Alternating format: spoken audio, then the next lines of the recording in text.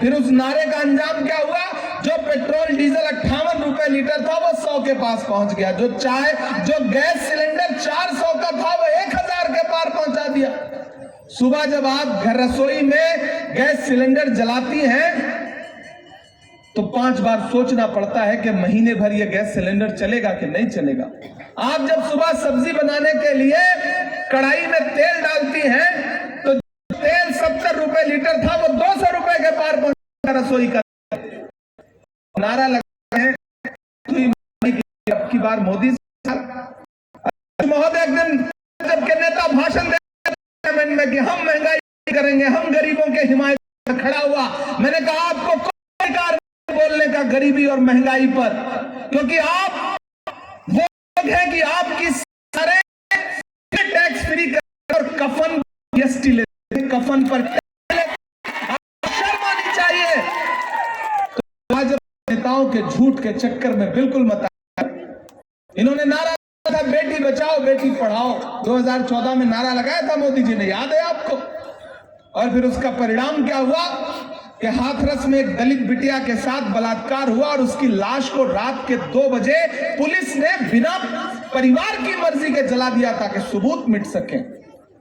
इन्होंने नारा लगाया था बेटी बचाओ बेटी पढ़ाओ, लेकिन ओलंपिक मेडल लाने वाली बेटियां दिल्ली के जंतर मंतर पर जब इंसाफ मांगने के लिए बैठी तो मोदी जी के पुलिस ने उन बेटियों को सड़क पर किस बेशर्मी के साथ घसीटा था पूरा देश जानता है।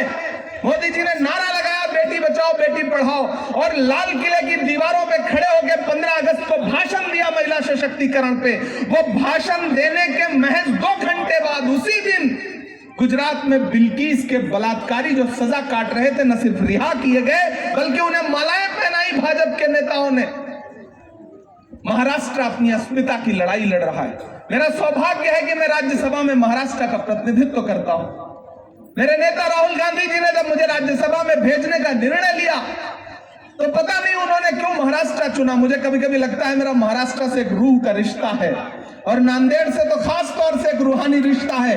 मैं इस इलाके में बार बार आ चुका हूं, अब मैं वहां आपकी नुमाइंदगी करता हूं, आपका प्रतिनिधित्व करता हूं और आपको यह भरोसा भी दिलाता हूं कि राहुल जी के जो उसूल हैं, मोहब्बत की दुकान, हम उसके अगुआ हैं, हम लोग उसको लेके आगे बढ़ेंगे।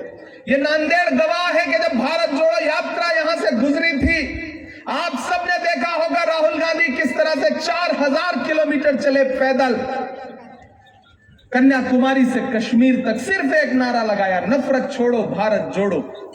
एक तरफ उनके नारे सुनिए और एक तरफ महाविकास अघाड़ी के नारे सुनिए। इनसे बर्दाश्त नहीं हो रहा है कि महाराष्ट्र अपनी अस्मिता के लिए कैसे लड़े। ये चाहते हैं कि महाराष्ट्र को गुजरात में बैठकर रिमोट से कंट्रोल किया जाए या दिल्ली में बैठ करके महाराष्ट्र के नेताओं को यह कहा जाए कि जब दिल्ली चाहे तब उठो, जब दिल्ली चाहे तब बैठो। इसके खिलाफ बगावत करिए, तानाशाही के खिलाफ बगावत करिए। कल जिस तरह से उद्धव ठाकरे साहब का बैग चेक किया गया है, वो अपमानित करने का जो प्रयास किया गया है आने वाली 20 तारीख को, उसका भी बदला लीजिए, क्योंकि ये तानाशाही से देश चलाना चाहते हैं और हम डॉक्टर बाबा साहब अंबेडकर के संविधान से चलाना चाहते हैं। महाराष्ट्र कभी दिल्ली के सामने नहीं झुकेगा। ये वीर शिवाजी महाराज और डॉक्टर बाबा साहब अंबेडकर की धरती है। ये किसी दिल्ली या किसी गुजरात के हाकिम के सामने नहीं झुकेगी, ये हमें पूरा विश्वास है। समय कम है, क्योंकि मुझे जाना भी है, अभी इसके बाद 2 सभाएं और अटेंड करनी है, लेकिन मैं आपसे ये कहने आया हूं, पहले तो रविंद्र चौहान जी आपके अपने हैं, पिता के छोड़े गए तमाम काम इनको पूरे करने हैं और जिस तरह से इनके सर से पिता का साया छिना है, पिता नहीं रह गए, मुझे लगता है उसके बाद इनको वोट मांगने के लिए अगर आपके बीच में जाना पड़ा तो वसंतराव चौहान जी का और आपका जो रिश्ता था उस रिश्ते का अपमान होगा। आपको खुद आगे बढ़ के कहना चाहिए कि रविंद्र बाबू आप हमारे भाई हैं, आप हमारे बेटे हैं, आप हमारे परिवार का हिस्सा हैं। वसंतराव साहब नहीं है तो क्या हुआ, आपको आगे ले जाने की जिम्मेदारी धर्माबाद की है, इस पूरे इलाके की है, नायगांव की है। और मुझे पूरा विश्वास है, अभी खतगांवकर साहब कह रहे थे कि 4 वोट कम नहीं, किसी को कम नहीं मिलेगा। कंपटीशन होना चाहिए कि जितना मीनल ताई को वोट मिलेगा उतना रविंद्र चौहान साहब को वोट मिलेगा। आप घर से निकलोगे एक ही पोलिंग बूथ पर आपको एक साथ 2 वोट डालने हैं और दोनों हाथ का पंजा है। और इस बार तो महाविकास अघाड़ी भी शानदार है। हाथ का पंजा है, हाथ के पंजे में मशाल है। बस तुतारी बजाइए, जितने गद्दार हैं वो कहीं नजर भी नहीं आएंगे। बिगुल बजाइए, कहीं नजर भी नहीं आएंगे।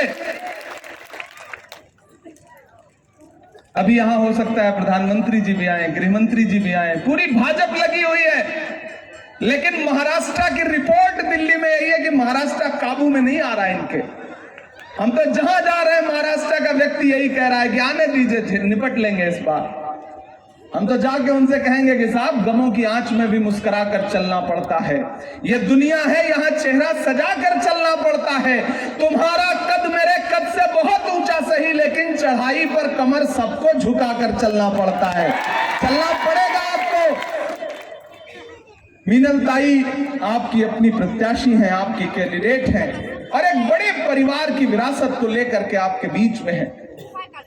आपने कई बार हमारे अध्यक्ष महोदय को यहां से चुन करके भेजा है और इन्होंने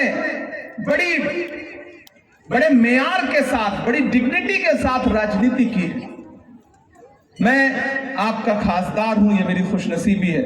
तो आप ये जान लीजिए कि इस मंच पे एक भावी खासदार, एक भावी आमदार और एक मौजूदा खासदार जो आपके महाराष्ट्र का है, उनके पास अगर राज्यसभा का सांसद है तो